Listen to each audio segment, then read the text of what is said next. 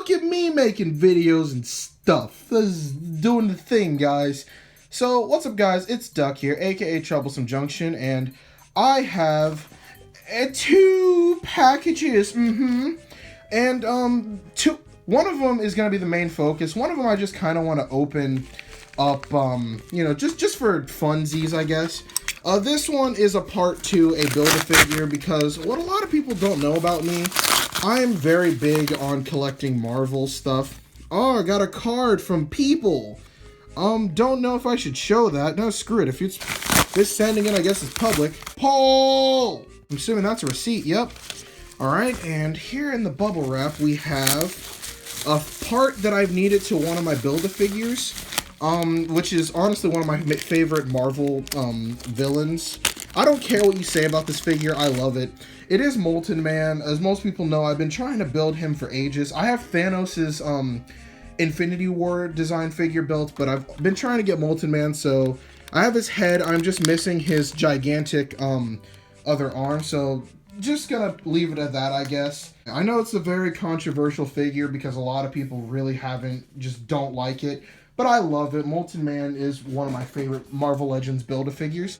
So this box was actually a Christmas gift that was kind of a surprise, in all honesty, because I had vented about how much I wanted this character for, and yeah, they just kind of bought it for me. Oh no, my Class 40 is falling over. I'm going to move him in the back so he doesn't fall over again. So the seller had threw in an extra piece of rolling stock because originally an offer was sent and they didn't get to it in time, so they said, oh, we'll throw in an extra piece of rolling stock. I already have 3 of these things, but, you know, I love tankers.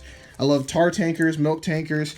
Hell, I even have the Bachman one right here. I love this thing.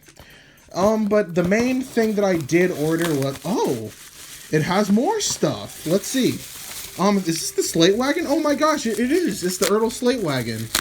So, I thought it was just going to be one because I got the notification on my eBay account about it. But, I actually didn't have this, but I have been wanting one of these. I love the Slate Wagons. I even got some 3D printed from Shapeways not too long ago.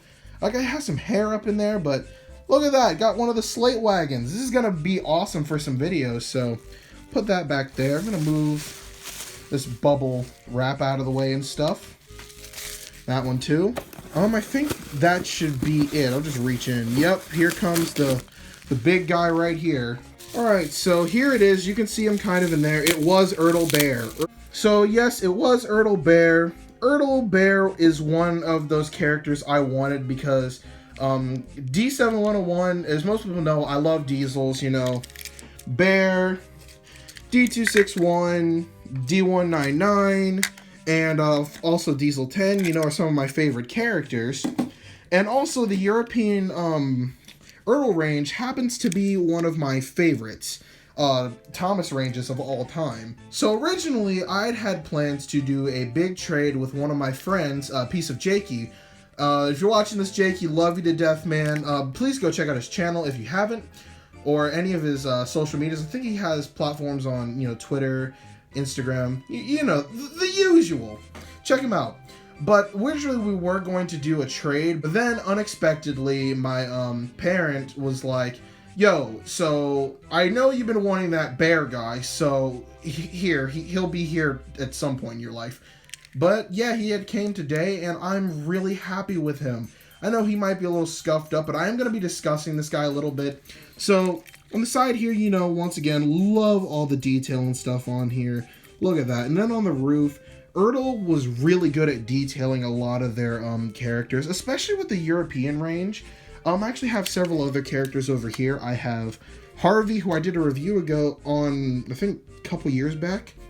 I have Neil. He doesn't have too much detail, but he's still really, really nice looking. And then Arthur. Look at this guy. Like, my goodness. He's amazing. I love this guy right here. And then there's, of course, D7101. But the thing about these guys that I didn't like was the fact that basically all of them had die-cast metal faces. These guys right here, like, you know, this was very common on them to where they get scraped and scratched. I do not like that. Like, number one thing that I hate about these guys is the fact that they have metal faces. With Bear, I mean, it makes sense because, yeah, he had a yellow face. I do wish that his face was better, because this face just looks like a generic happy face. Same thing with his, Hornby model. Actually, over there, I do have the, Railway Series book, so I might show a few illustrations of something that I would have rather preferred. You know, like, I really like this face, for instance, of how, you know, he makes the appearance, and his face is a lot more, there's a lot more going on, even with, D199. But even on him, you know, they gave him just a generic happy face, and all of his merchandise too really doesn't capture that. But like, just giving him a generic happy face, I don't think that works. Or even, you know, on this page down here, they could have given him a face even more akin to that, where it's just a more neutral smiling face. You know, like I think that would have worked. And then over in towards the end of Escape, you know, you even have a proper smiling face right here. If you'll focus. Right there, you know, it's a proper smiling face. And one thing about him, you know, these should maybe have been smaller and spaced out a bit more, you know, so they could have just painted those white or silver and then just given him a face that was more accurate to this rather than just a generic happy face that has nothing going on. He looks dead inside. So back to this guy, you know, I love the way that all of the detail is on there, but I do have a very big problem with this face because, you know, one, the lights on the side, I feel like maybe they should have made them white rather than red because, you know, it looks like he just has rosy cheeks and, you know, just a generic happy face. You know, I think that all the detail on him is nice, but I do think that there's a couple things that would have changed. Very surprised, actually, that they didn't release him in his green coloration because, you know, that was the form that he was seen in the most out of the Railway series, mainly with the Christopher Audrey books. And I'm much more of a Christopher Audrey book fan than Wilbert Audrey's, but I love them both equally though. So I guess another thing that I should point out about them is the size comparison to D199, who, okay, so I don't know if anyone else had realized this. I mean, I feel kind of stupid for not, but one of the biggest questions that I had, if the thing will focus. All right, so there we go, the camera's focused now. So one of the biggest questions that I had was, okay, D199, you know, nice detail and all that, but his shape is kind of weird, especially if you compare it to the much more accurate D261, who is based upon a class 40. You know, his windows look a lot sleeker, and, you know, a lot of his detail is much more pronounced, I guess, you know, over D199. But the thing is, D199 is apparently a class 46 diesel, while this guy, D261, is a class 40 diesel. I never knew that, so I always question, why does he look not like this? Why didn't they just reuse the sculpt for him?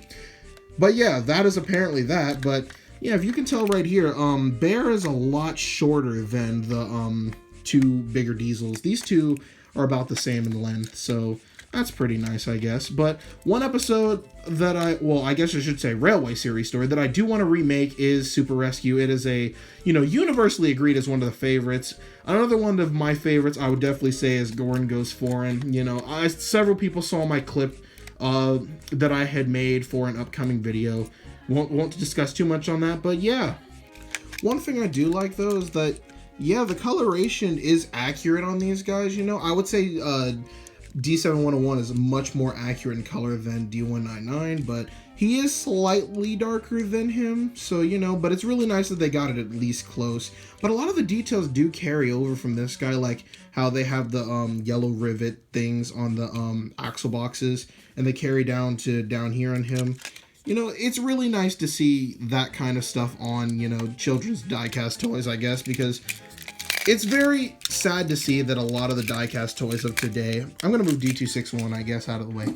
It's kind of sad that a lot of die-cast toys for children nowadays really aren't as good as they were back then. You know, companies are more aimed on cheapening toys for, you know, oh, cheapen the toys, children don't care, we want money, blah, blah, blah.